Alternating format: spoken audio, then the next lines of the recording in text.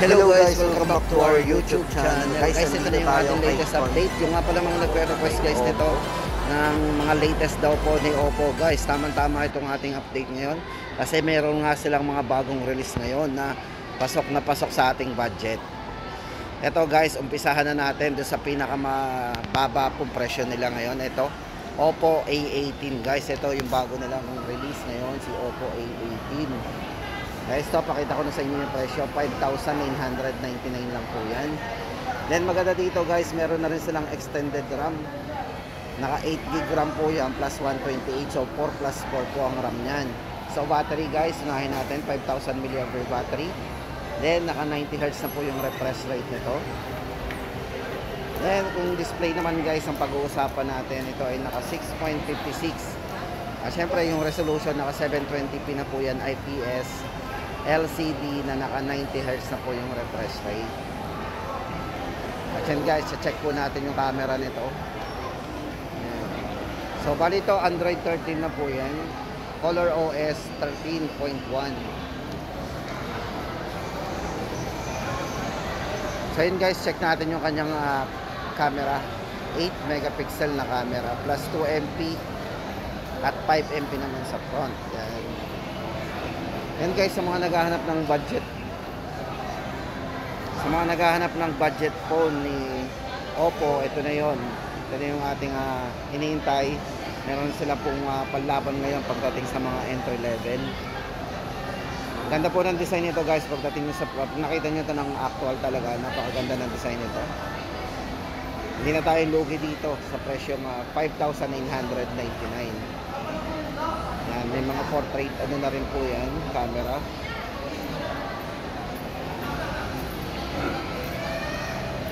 So yun guys, ang ating latest update dito sa mga naghahanap ng budget phone, Oppo A18, 5,999. At syempre guys, hindi lang yan, ito po yung isang bagong release po nila, Oppo A38. Ito guys, for Oppo A38, unahin na po natin ang kanyang presyo, 7,999 po yan. Maganda po dito guys, ito naka 33 watt superbook charge na po yan with 5,000 mAh battery. At syempre guys, yung kanyang camera, maganda dito, naka 50 megapixel na po yung kanyang camera para sa main camera niya. Yan, naka 33 watt superbook, 5,000 mAh battery. At syempre guys, kita niyo po yan, naka 36 months fluency protection po. Ibig sabihin, 3 taon po yung hindi magbabago yung kanyang performance. Kahit na i-check po natin yan o i-test yung kanyang performance. Size ng screen po ito, naka 6.56. Then naka 720p resolution na rin po yan with IPS LCD na naka 90Hz na po yung refresh rate ito.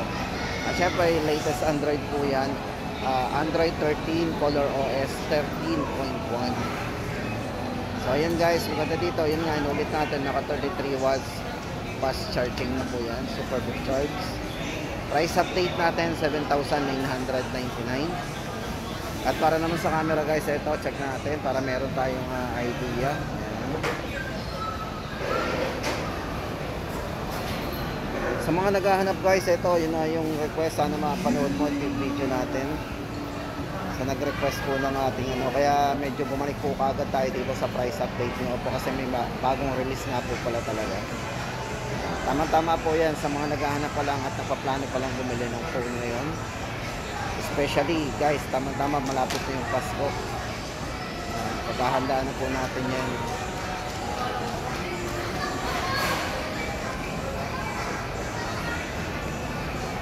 So yun guys, ang ating latest update ngayon, Oppo A38, 7,999 po yung price update.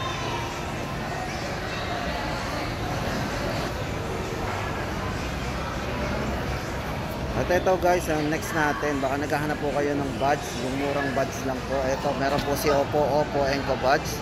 Price update po natin dito guys, 1,699 lang po yan. So meron siyang 24 hours sa total battery life. So dire-diretsong gamit natin. Pang matagalan din. Maganda dito guys, napakagaan po nito. Ayan. So yun guys, price update natin dito 1,699. Nasingit natin. At syempre guys, ito naman ang update natin for Oppo A58. Ito po, bago lang din to. Price po natin dito para doon sa kanyang 6GB RAM plus 6GB RAM. 128 po internal storage. 9,999. Yan, naka 50 megapixel na rin po ito pagdating sa camera. Guys, check po natin yung design nito. Napakaganda ng design nito. Parang meron siyang anti-fingerprint sa likod eh. So hindi babakas yung mga kamay natin dito.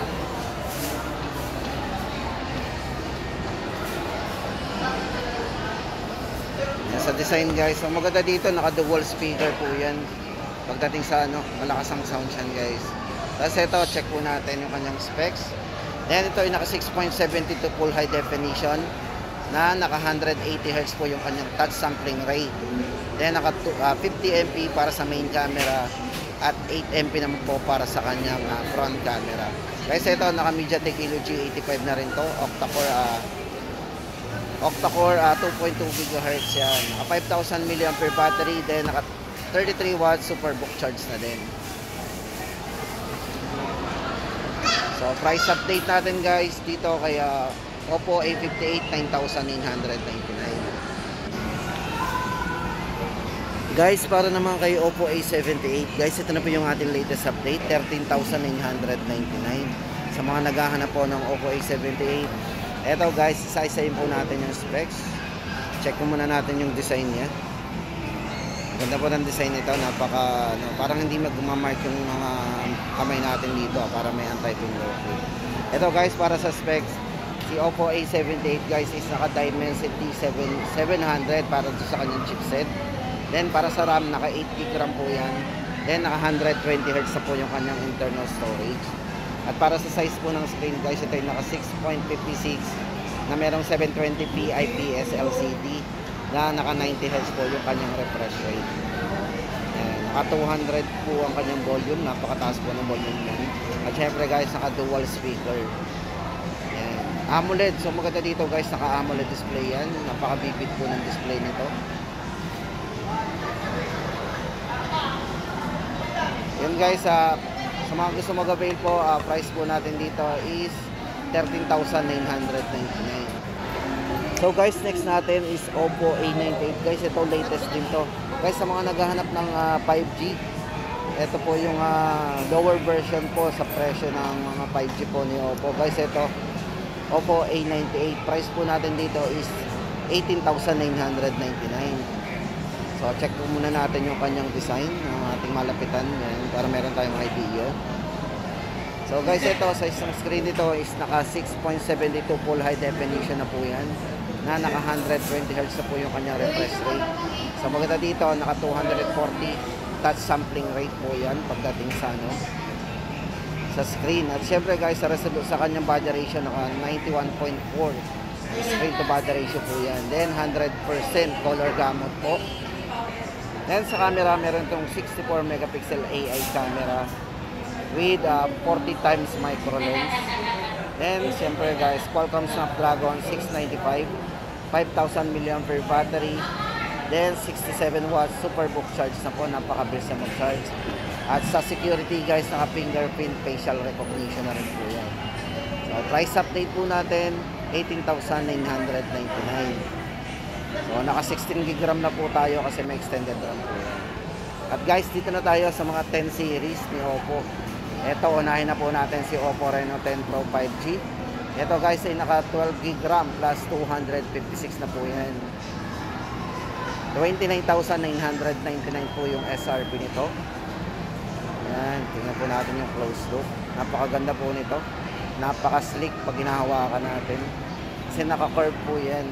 Guys, ito naka 6.7 full high definition, 120Hz refresh rate, 240Hz para sa kanyang touch sampling rate.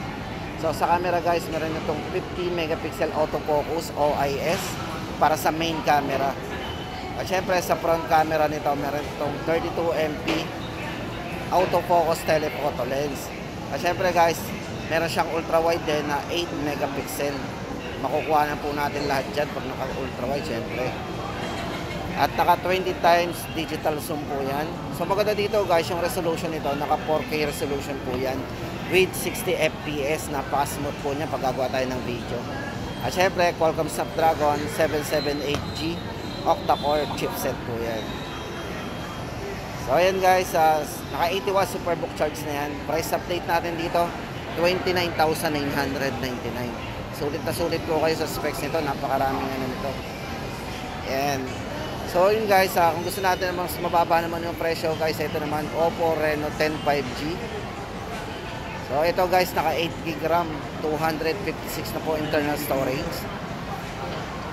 Size ng screen, naka 6.7 full high definition din, na naka 120Hz na rin po yung refresh rate, para napaka smooth. Na syempre guys, naka 3D AMOLED display po ito. Ayan. 240 para sa kanyang touch sampling rate, 64 megapixel para sa main camera, 32MP para sa telephoto, at 32MP para sa front camera. MediaTek 7050 po ang ginamit sa kanya guys. Oppo Reno 10 5G. Ayan. Price update po natin, 23,999. At syempre guys, hindi pa huli ang ating tablet po. Para kay Pad Air guys, good news kasi ito ay from 13,999, 11,999 na lang po yan. Discounted po ng 2,000. At syempre guys, ultra slim body. Size ng screen to is naka 10.36 inch na naka 2K resolution po yan. 7,000 mAh battery. At maganda dito, naka quad speaker po yan. 18 watts fast charging. So napakasulit. 11,999 lang po yan. Pad Air. At yun guys, dito nagtatapos ang ating update para sa mga model po ni Oppo. Guys, mag-update ulit tayo once na magkaroon sila ng mga bagong promo. Ultra slim body.